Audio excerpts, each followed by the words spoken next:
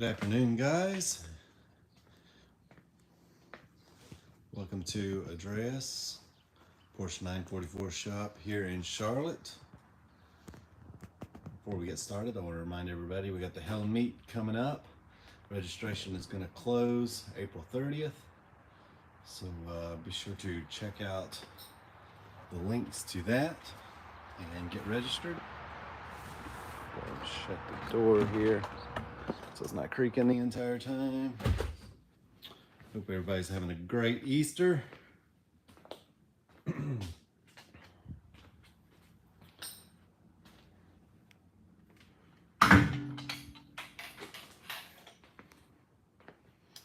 What's everybody up to today? Hopefully we got some cars running now that the weather is warming up.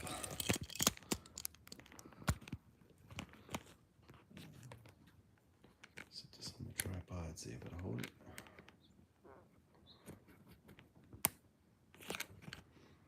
Alright, we got a few people in here. If anybody has any questions or just wants to say good morning, good afternoon, then I'll take your comments. But yeah, so a little update on this red car we were looking at last week is that we're waiting to hear back from the harness manufacturer and just see if they can maybe exchange it. Pinned out every single thing on this harness and can't seem to find it, but the car does run with another harness, so I'm not sure if something's just shorted out somewhere or there's still a few mystery wires in there that I would have to take the harness apart to see where they go, but not looking to do that. I'm going to leave it intact, but yeah, makes no sense. But Jeffrey says, Happy Easter, everyone. Well, Happy Easter to you too. Hope you're having a great day. It's a beautiful Sunday here in the Carolinas. So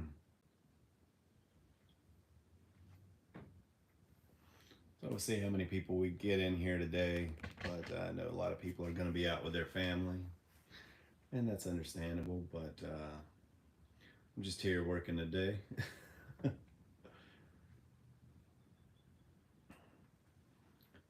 Eric says, good luck out there, and John says, Happy Easter. Well, Happy Easter to everybody again. Is there anything you guys would like to see? I'd like to see this car running again.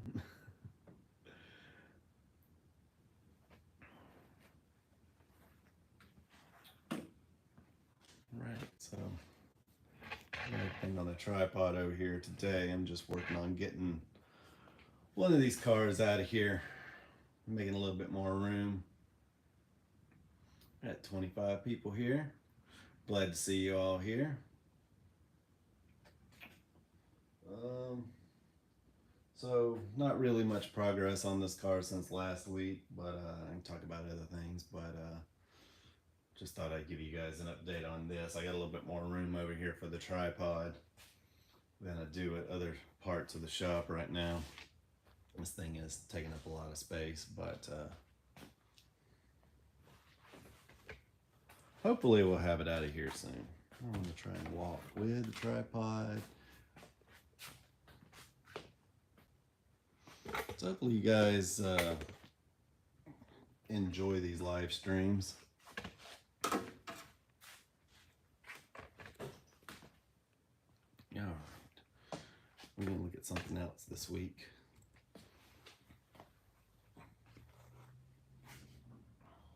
Han says, hello from Sweden. Does the radio relay have another function than to power your relay? It's it's a 924S. Yes, it also operates the sunroof, and I want to say something else, but I know it's also the sunroof relay. Eric says, what kind of car? We specialize in Porsche 944s, all models, even the 968s. Big Deal says, Happy Easter from Canada. Happy Easter to you too. Hope everybody's having a great Easter Sunday. Nice and warm out, at least here.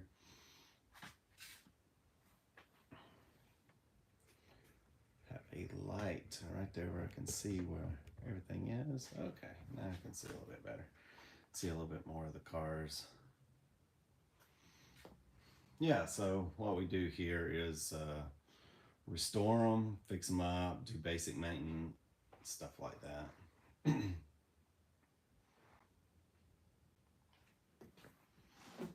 Let's see a few of them here. We've even got some seats that we're recovering. These are leather sport seats that we are putting some skins on.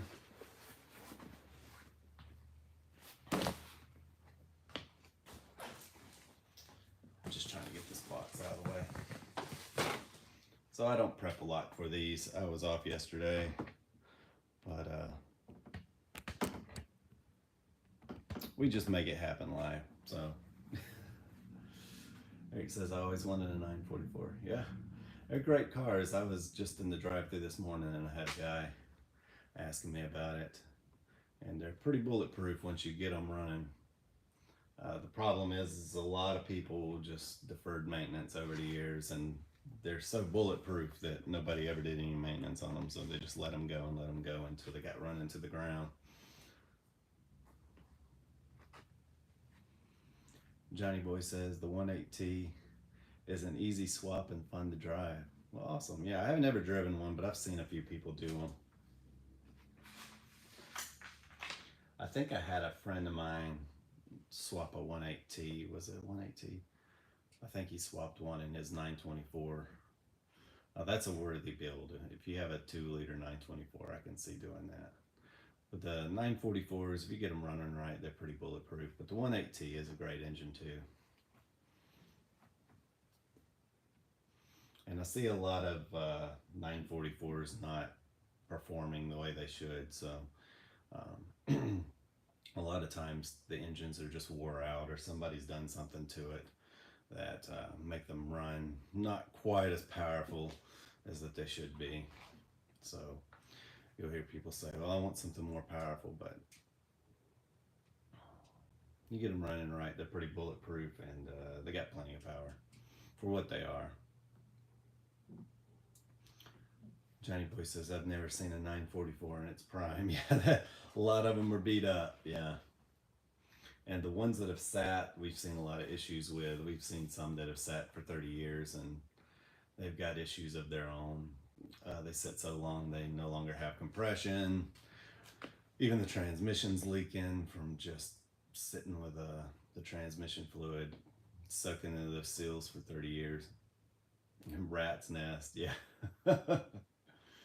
We get a lot of rat's nest. A guy was just vacuuming out of a car that we got here not too long ago and found some mice. Well, found the nest. Didn't find the mice, but they'd definitely been there.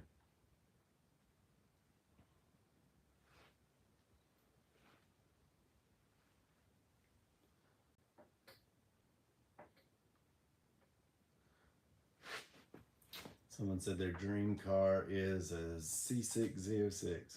Awesome. These have the torque tubes and transmission in the rear just like this. John says, I've been watching your late sunroof repair video. Been waiting for warm weather to replace the gears. Does the arm replacement you mentioned when closed allow you to remove the roof completely? Does the arm remove? So when you take the arms out, yeah, you should be able to take the roof out. But when you set them back in, you want to make sure that you have the roof in so you can put them in the right place and they'll be level. If that makes any sense. Johnny says, let's see the motor, what you got going on. All right, I'll show you some engines here in a moment.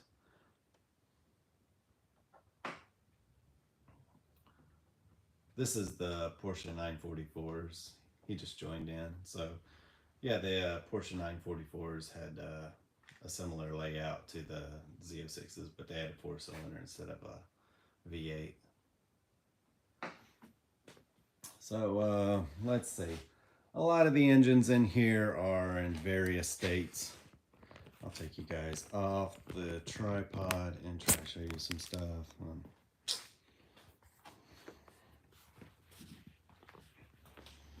About the only thing we got halfway assembled. Just about everything in here is turbo. We do have an NA over here, but this turbo is going back together. I just got to get the intercooler pipes and the air box back in it. But you get the idea. Hopefully you guys can see that. And this one here doesn't have an air box. It's got the Can-In air filter over here.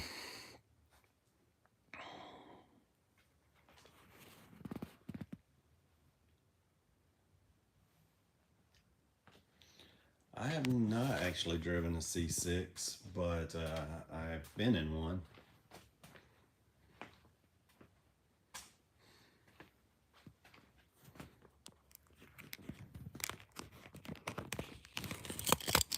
I had a friend that had one. No, not the C6, the 944s. Oh, well, that's all we do here, so they're pretty great cars. So, I mean, they're 40 years old. But I like them because I was in the RX-7s first and never really paid any attention to the 944s, even though I had a neighbor that had one. But it was after I was 17 and I got into sports cars a little bit more. I was always liked Lamborghinis and stuff as a kid and posters of them, but never really paid attention to kind of the sports car market. And then after getting the RX-7s, I really like the 944s a little bit better, so that's when I got into those.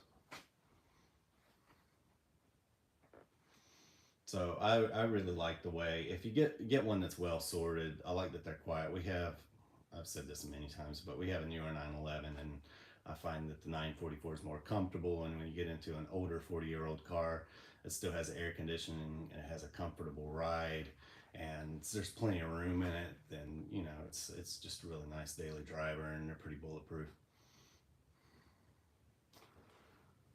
The 944, best car ever. First major car purchase. Still love driving it.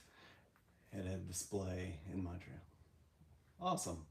Yeah, I mean, it's going to be personal opinion with any car, but I really enjoy driving my 944s. I was driving mine all weekend, and they're just fun to cruise around in. Had the top off, and we have a convertible 911, so it's, you almost get the same sensation out of it. But it's a lot more comfortable. I feel it's more roomier, and you can just beat on a 944. I love just banging through the gears. Johnny says, what's your opinion on the rotary motor? So I had the ones that were built a little bit later that didn't have the apex seals issue, or at least they didn't have as many problems with them. I didn't have problems with oil consumption in mine like a lot of complaints are. I was a little too young when I had the rotary to really, I was 17 to 18 years old when I owned that car. So both of those cars, I had a red one and a white one, but I was in the circle too where I knew a bunch of guys with them. But I didn't really appreciate the motor at the time, if that makes any sense. But yeah, I never had to rebuild one or had any problems with mine. I don't know if I just got a good one or good two of them, but I mainly drove the red one. I had the white one for a very short time, but you could definitely tell that the white one was an 84, and you could tell that it definitely had more power than the red 81. But I had no problems with them, and I sometimes think about getting another one just to experience it again, but it's been decades ago. But there's something to be said about the rotary engine. It's kind of fun. a lot less complicated, and if you get a good one, then they're pretty fun.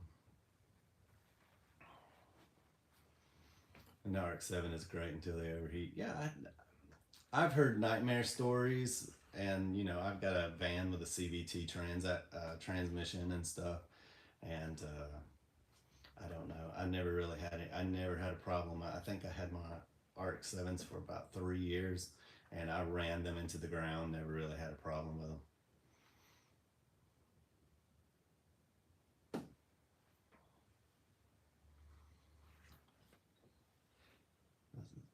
Says my current car is a Q50 3-liter T. Well, awesome. So I'm trying not to stick my hand in front of the camera while I swipe things off the screen so I can actually see you guys. But yeah, I like the RX-7s. They're fun. If I had a chance to get one again, or I should have kept mine, but they're fun. I got into the 944s after that, and I really haven't looked back, but I'd really like to drive one again. I really do miss the way you could just rev through the engine, and they weren't as buzzy as a 4-cylinder, but I gotta say that with the 81 at least, I think by 84, and they came out with I think it was the 12B or was it 13B,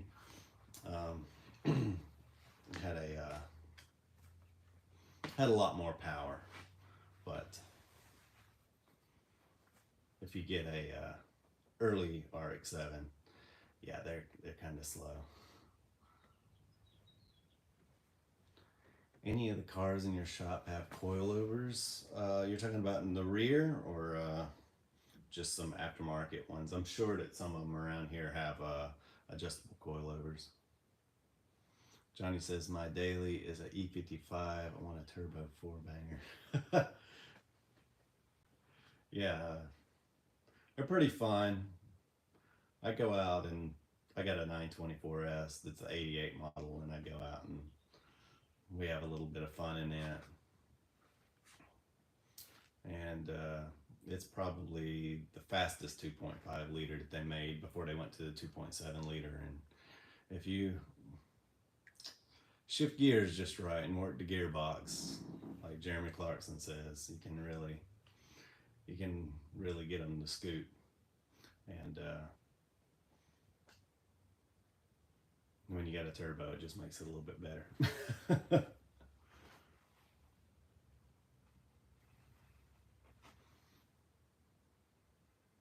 So I've got a turbo 944. Well, it's a turbo swap, and I honestly like driving my NAs a little bit better. I love the turbo, don't get me wrong. If I could daily drive it, I would. But and I did for a long time. But it's not like when you get into the NAs, you really miss that turbo. So John says, I have them front and rear. My rears have springs, even though I retain the torsion bar. Yeah, they have helper springs on some setups to help out the torsion bar. Johnny Boy says lag. So I see a lot of 944 turbos that have a lot of lag, and what that is that's just mainly people goofing with them over the years. So I'll straighten this back up. I always think I'm gonna go show you guys something, and then I get a few questions. So as far as the lag in these cars, if they're right, you don't really have a lot of lag because you have the factory electronic wastegate control, and you should be having full boost by about 2,800 RPM. It don't matter if you set that thing up to 20 PSI. If you've got a well-working cycling valve and everything's working right, you should be by 3,000 RPM have full 20 PSI boost. But I do get a lot of cars in here that have a lot of aftermarket stuff on it, and they're not getting full boost until like 4,000 RPM. But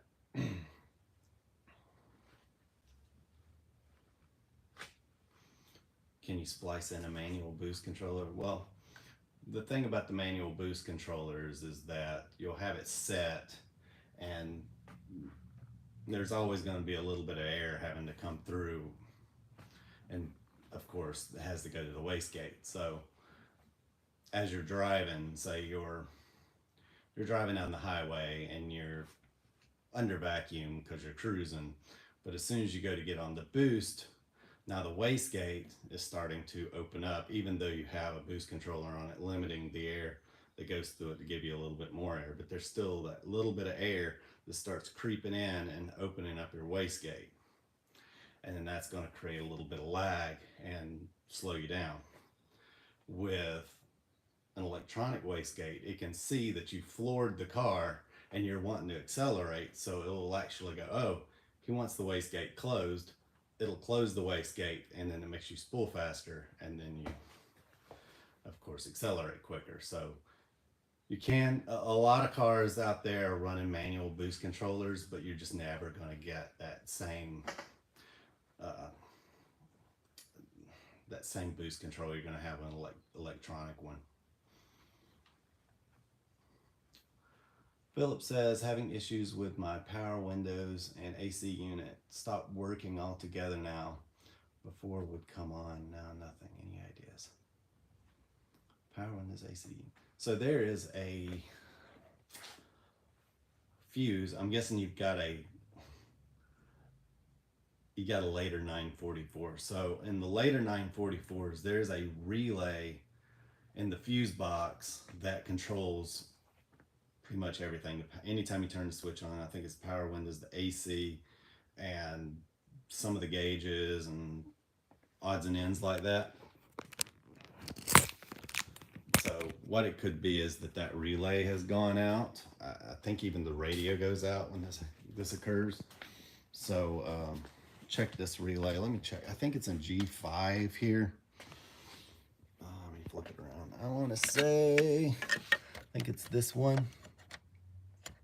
Check this relay, and the relay next to it's the same, so you can probably just swap them out and see if that gets everything working good. They all stopped at the same time. It's probably that relay. Barn Find 951, stock sitting for 10 years. Function 9, Focus 9 Technologies DME with solid state relay with both help in getting the car running. Sure. So Barn Find 951, stock sitting for 10 years, Focus 9 Technologies DME solid state relay with both help in getting car and getting it running. Sure, yeah. I just want to make sure I read that right. It's very tiny writing on this phone. I can see it a little bit better this week, but last week I just couldn't see anything. My vision as I get older is hit and miss. But yeah, we'll try and figure something out. But yeah, if you got a later 944, guys, and that you notice that power windows, radio, and sunroof, AC, all that stuff kind of stops at one day, it's usually that. I think it's G5. Don't take my word for it, but I pointed it out which one it is. We can look, but that's typically the relay that controls all that, and they're not known to go out, but it happens. I've seen it a few times, and it'll drive people up a wall trying to figure out exactly what caused that. But a simple little relay, and to replace it, you can just go to AutoZone. It's just a generic relay.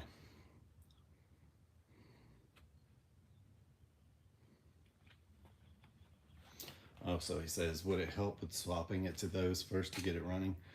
It depends. If it's not running, I would, first of all, start with the basics. Make sure that your speed and reference sensors are working. Make sure they're gapped. Make sure there's not a broken wire. Pin those wires out to make sure that there's not a break in the connection, especially on turbos. The wiring right there at the sensors love to break. Once you get done with that, then check to see, especially if it's been sitting a while, you want to make sure that the injectors are actually firing. You might have, you know, power going to them with Noid light, but that doesn't necessarily mean anything. A lot of times, we had a car here just a couple of weeks ago. I'd sent the injectors out to be cleaned, got a good bill of health, but we often send off like batches of injectors at a time because half the time you get them back and they don't work. So put his injectors back in the car, had a grade A bill of health, car ran terribly, pulled the injectors out. We just pull the rail up. Now if you have a aftermarket rail, then you can't do this because sometimes they don't have the snaps on them, but if you can pull it out, then just put some bottles, cut them up, put the injectors inside the bottles, and just turn the key while somebody's watching that something's not going wrong with the fuel. But see if it's actually spraying fuel, and if you're not, then you need to send the injectors off to be cleaned. But that's like, if it's not the sensors, it's usually the injectors are locked up and you just got to get them cleaned up. But with that car, 2 of them were working and 2 others weren't, so we found that by having to pull the rail and check it out. Of course, we had extra injectors, put them in, and the car ran beautifully after that. But after that, then see if you've got spark. We see the coils go out sometimes, but it's not very often. Usually the no start issue is like somewhere around in there, except with this car here. This one was a fun one. I have an extra light in the center console. Could it be from the fog light button icon in 84944? Are you talking about the extra light in the center console? Oh. Well, there's a brake light, warning light, so it tells you the wear on your brake pads. Maybe that's the one you're talking about?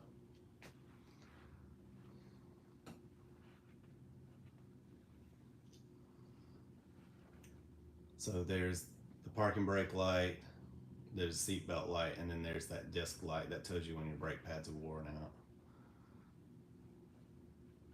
I had an 87-944. Your videos helped me with some of the issues I had. Still wouldn't start after that. Trying to diagnose. Either way, my son came into the world.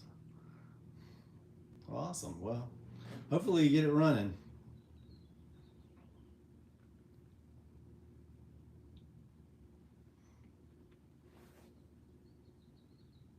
Is the hatch release button associated with any fuse, and if the fuse is good, what would cause it not to activate the hatch motor? Yes, on a 944 turbo, that's a little bit, I know the one right off the bat. I think it's the upper bank 7 for the early 944s, but the fuse for the hatch release on a 944 turbo. What year was it, did you say? Because I believe after 88, 87, 88, they all went electronic. So, well, it doesn't really matter because if you're hitting the button, it should work, especially with the battery connected. But yeah, there's a fuse. I don't have the fuse cover here on this car to look, and I'm kind of short on one. I don't think that this one came with one. And I know I saw this one, but let me see. Maybe.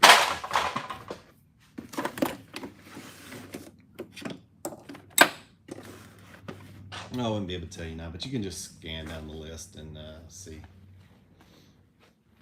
That's an 86. Yeah, there's a fuse in there for that. I believe on the early cars, it's the same fuse used by something else, maybe the radio, but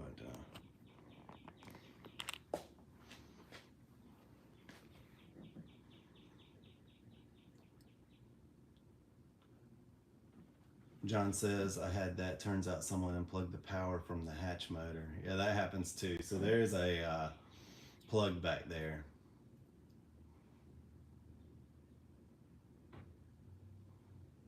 But yeah, I would check the fuse.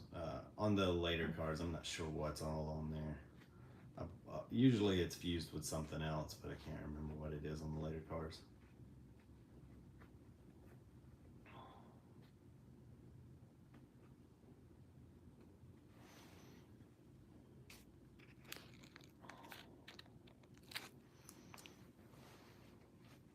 So what are you guys working on today? Anything interesting?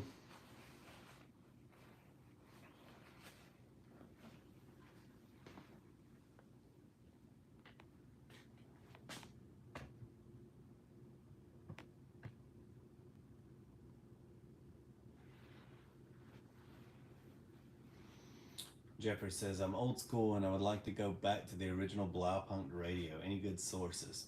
So I do stockpile a few of them here and there, but they all need to be repaired.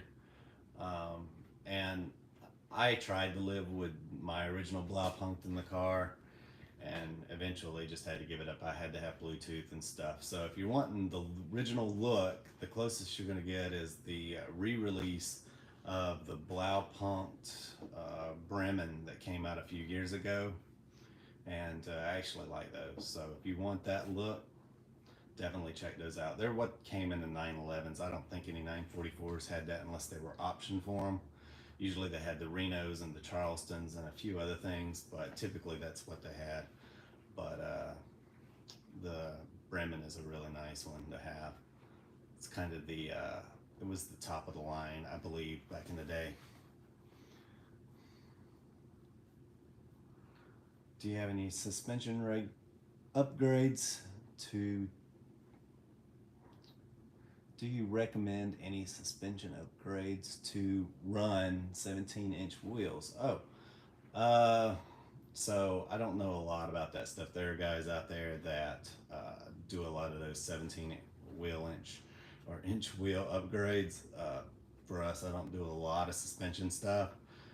Typically, when we do suspension stuff, we're running usually the stock wheels. Maybe we'll switch over to Fuchs or something that may be a 16-inch wheel, and we'll put conies in the car, and we might do some lowering springs just to try and make it sit a little bit more modern. But don't know a lot about 17-inch wheels. I've bought a bunch of cars that have 17-inch wheels on them, and I've never really been happy with the way they rode. But so something has to be done, especially on like the early offset cars. The later offset cars are a little bit better, but I've never had any luck with them. There's a few videos that I made where I had customer complaints about the car shimmying down the road and vibrating above certain speeds, and removing the wheels got rid of that. Is there things that you can do? There might be, but I'm not particularly aware of any. I've not had any luck. I need to rebuild my manual steering rack 83 and A. Do you have any videos or tips? So, I've never rebuilt the manual racks before. It should be pretty straightforward. I've had a few of them that I've cleaned up. I've taken apart and cleaned up, and I guess you could say I rebuilt them and put some new stuff in there. But no, every now and then you'll come across some that are in pretty good shape. But if it's kind of sloppy or something, I would just see if you can find somebody to rebuild it for you. I think there's still guys out there doing that. So in my case, I just actually sold one, took it apart, and it all looked to be in pretty good shape in there. And it was very tight. We just replaced the, before I sold it, I told the guy just to replace the tie rod ends. And that was pretty much that. There's not a lot going on in those steering racks. But if there's anything that feels sloppy inside the rack, yeah, you're probably going to need some new parts. You might be better off sourcing a new rack at that point, because the parts are, I don't know if they're even available. But I may be proven wrong, but I'm not aware of any parts that are available for the early racks. So hopefully you'll just get away with just kind of taking things apart, greasing them up, cleaning anything that's kind of stuck and the grease kind of hardens over time. Just clean that stuff out.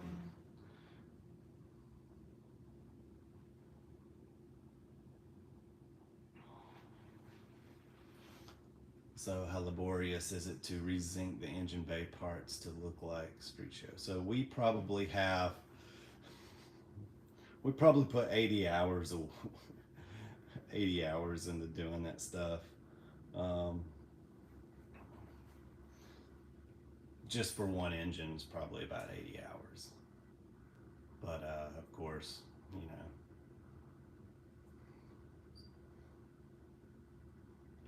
the easiest way to do it is to probably send it to somebody to do it for you, and hopefully they can get away with it for a little bit.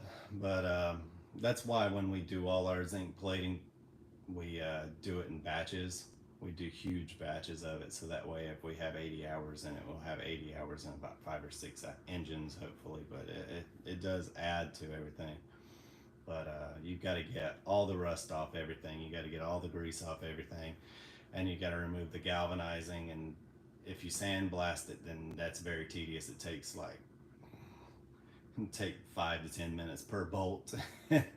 And if you got a big piece, then that can take even longer. And that's if you decide to do it that way. There's other ways to do it, but it can be very toxic. And I don't imagine a lot of people want to do that at home. But then you have to send it to the plater, and it's not very expensive to have everything plated. It's the prep work to get it there. So it may just need to be cleaned. I appreciate it. Thanks. Can you share the brand of radio unit and the rear view camera you used to stop? Yeah, I believe it was a Sony AV7000.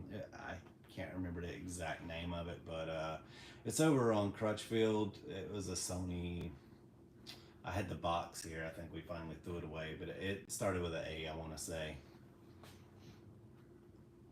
It says, and do you have a video of how to install it? Unfortunately, I do not have a video on how to install it, but it's pretty straightforward. It's just like installing any other radio. When I do the backup camera, of course, that gets a little more complicated. We had to pull the windows out. Well, we also replaced the speakers, and while we were doing the rear speakers, we had the trim panels out, and then I'd run the wire from the backup camera through the hole in the license plate that goes already through the body, so that way we didn't drill an excess hole. But then we used a smaller bolt to brace that, and then we put the owner's original bolt in a Ziploc bag in the glove box, so that way if any time he takes any of that stuff off, then he can redo it. And then we just ran it around that way with the panel off, and then we ran it underneath the carpet to the front. But as far as installing a radio, it's pretty straightforward and like any other. But doing the backup camera and stuff, that's a little more complicated. But it not so much that it's complicated, it's just that you got to take a lot more stuff out to get that run. My S2 clutch decided to not fully release one day. I suspect some piece of fragment came loose and got trapped. It freed up, but I need to face up to a new clutch job. Ever seen bits come loose? So, not on these cars, but I mean, it's bound to happen at some point. So if it just stuck down, then it's, unless you physically heard something like moving around inside the clutch that you don't think should be there, like maybe someone dropped a bolt down in there, like that's possible. But unless you physically heard something and the pedal just went down one day, it's more than likely the clutch cylinders are just worn out and they need to be replaced. So that is like 99% of the time, it's just the clutch cylinders worn out. And if you replace one, you need to replace the other, and just go ahead and knock that out, because the second you replace one, now it's just going to blow the other one out. While I have the valve cover out to replace the gasket, should I replace the head gasket too? 84 NA, 100,000 miles, project creep is setting in. Oh, you know, if you think it's original, you probably should. The early NA gasket, the head gaskets especially, they eventually leak. You'll have a car that's running perfectly fine and you're not getting any coolant, no oil or anything, and there's no exhaust getting into the coolant, and there's no real problem with that. But what happens is they just, in 40 years, they deteriorate to the point where you've now got coolant seeping on the outside of the engine, and I've seen this a few times, so the pressure's not holding exactly right. If you watch my video on the silver 944 that I made, God, probably 10 years ago now, we had that same problem. The owner was noticing that he was losing coolant, and it just turned out that the head gasket had worn out and it started leaking on the outside. And so, of course, since then, we've seen that many times, and that's what we're doing on this car too. This is an 84 and it has that. So if you don't know when it's been changed, I would say go ahead and do it. The new gaskets will probably never do that. You'll probably have that next head gasket for another 50 years. But yeah, if it's that old to have 100,000 miles, it's probably time to just do it. And you're already mostly in there. So that's the way we are around here. If we think it needs to be done, you might as well do it. We don't want a car leaving here and then 6 months down the road it blows a head gasket just because, you know, it was an old head gasket. We want to make sure that it's done where someone can enjoy the car for many years. So Angel says, hi Brent, just wanted to say hi and thank you for building my 944, still running strong. Well, awesome. Yeah, that's that's a beautiful car you got there. So we've had a few guys come to get their cars fixed and they just hop in them, like I think he did in the middle of the night, and just drive it back thousands of miles. And I'm always like, just hope you guys make it. But I guess that's been a few years now. I actually shot a video on your car and I wanted to edit it, but we had 5 red cars there, and the next thing I know, I couldn't tell the footage from this red car or that red car, and I was like, oh god, I can't keep it straight. So I just never got to release that video because I had all this footage, but it was like to be able to separate the 2 different cars and sit there and scrutinize them enough, it's just taking too long, and so I never really got to make that video. But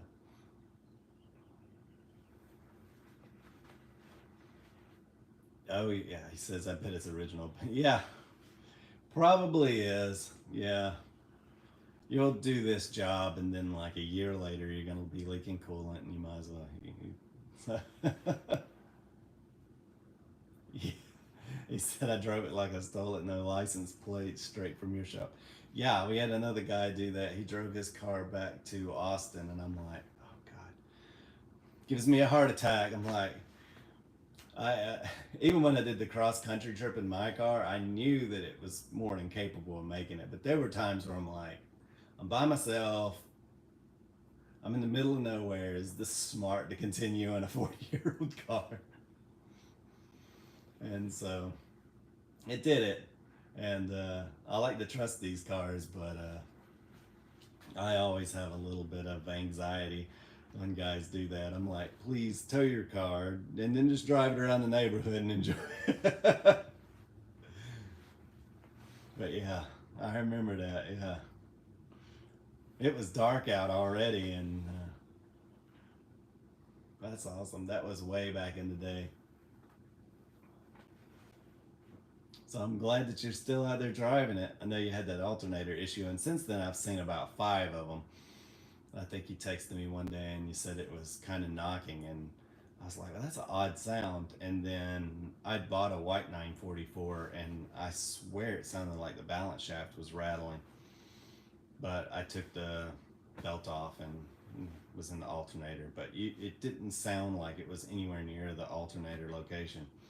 And so now, whenever somebody comes in and they're like, I got this weird knocking, I'm like, it's probably your alternator. And it usually is, but it's so funny. Without you finding that time, I don't know that we'd know that today, but I'm glad you're still enjoying it. We like to make sure that, you know, when everything leaves here, it's top notch where it can go another 40 years. You know, sometimes you get bum seals and bad thermostats and stuff, but yeah, we like to hear it when people can drive it like 14-15 hours back home in one shot. That's awesome. And then still be driving it. God, it had to be 2020, 2021, somewhere around in there. So that's great. So hopefully you're having a great Easter and the weather's holding up there. But yeah, guys. Jeffrey, yeah, definitely just go ahead and do that head gasket. It's not gonna hurt. That'd be about the last thing you have to worry about. Northern Powerhouse says, Happy Easter. Love from the UK. Well, thank you so much. It's got to be getting late there. But I appreciate all you guys coming out. It's been about 45 minutes. I try and go for an hour, and I usually get comments rolling in right as I'm getting ready to sign off. But I don't like to make it too boring for people that are watching this afterwards. They just enjoy it. But so it's just 5:45 there. Oh, in the afternoon. Okay, that's not too bad then. Okay. Well, that's good to know. I think I always confuse it because, like, when I was in Paris, it's, you know, a little bit further to the east, I guess. And I know it was like midnight when it was like midnight here. So.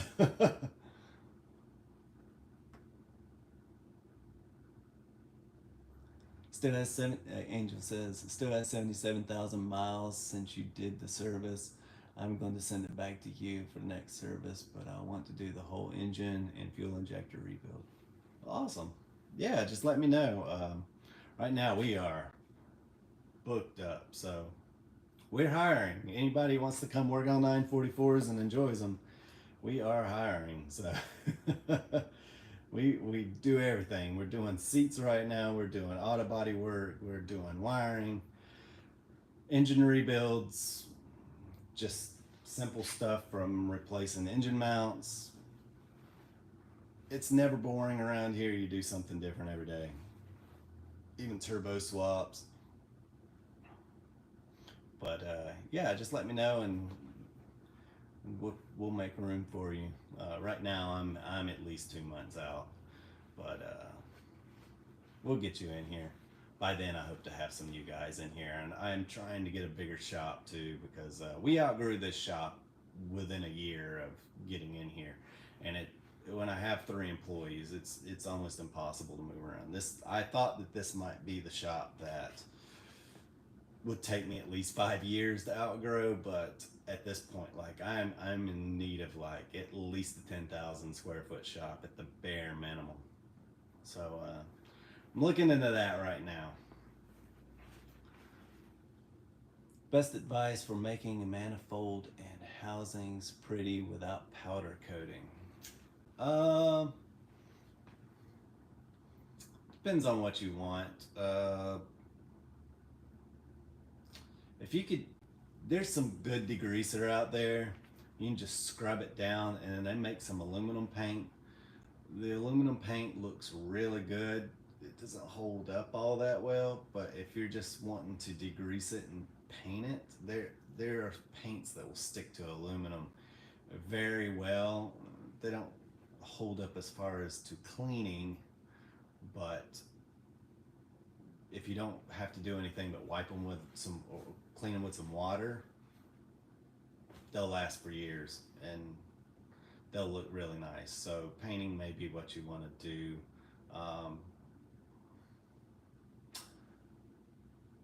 Matter of fact, I've got a powder coated intake, but if you've got a sandblaster or access to sandblaster, you want to send it to a machine shop that'll sandblast it for you, then we have all the stuff to put on there to keep it from oxidizing again. It says, nice to catch you live. Happy Easter from Chechnya, where the joyriding season is just starting. Well, awesome. It's good to see you, and hopefully we'll catch you next time. But as John Bow says, you won't really regret the powder coating. Pour 15 is good stuff. Yeah, it's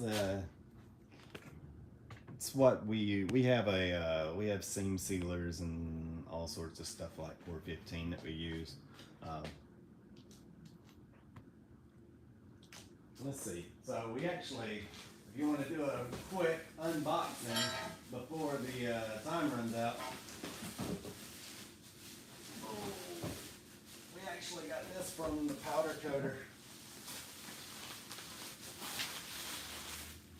This is one that just came in that's powder coated. Sandblasting them make it look a lot like this, but you still have the raw aluminum. I mean, it's honestly like,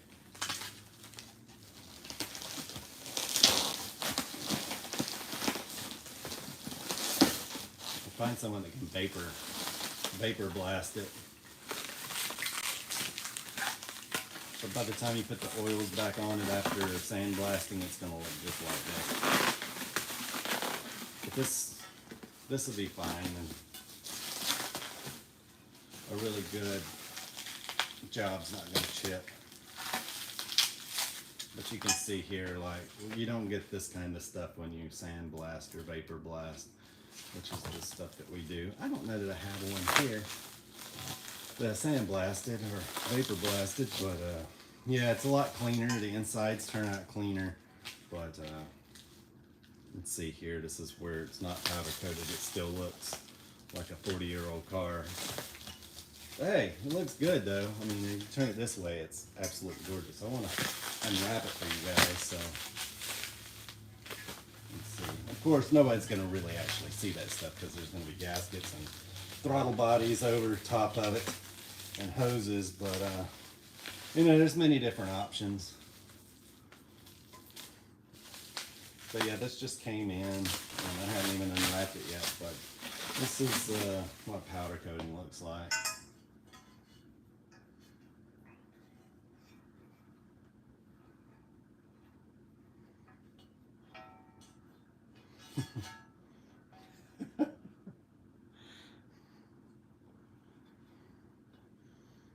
So yeah, depends on which way you want to go. I don't mind the powder coating. It's a kind of a little bit easier than sandblasting this stuff, but I don't know. You can probably get this sandblasted for 20 bucks, or powder coating's like 40. Just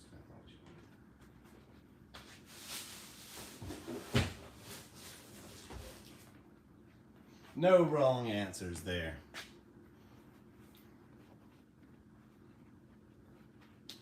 I believe that that is a clear powder coat on top of it. So they probably sprayed it with the silver powder coat, and then they may have put a clear over it. I'm not sure. There may be some silver clear. I'm not that familiar with them. Some of them actually look like that too. So I see a few powder coating parts come in every now and then, the powder coated parts. But I do know that they make a clear. So I do know they make a clear. I believe that this was cleared, but it's also powder coated clear. So this is another part. So this would be cleaner if it was sandblasted, but it is what it is. Looks really good.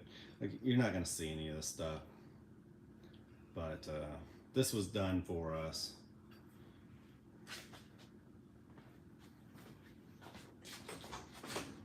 We did have the cam housing, but unfortunately the cam housing did not make it through shipping. It broke, and so we had to send it back. But it was really beautiful. It was just as glossy red as that, and then it had the Porsche machine down to be flat.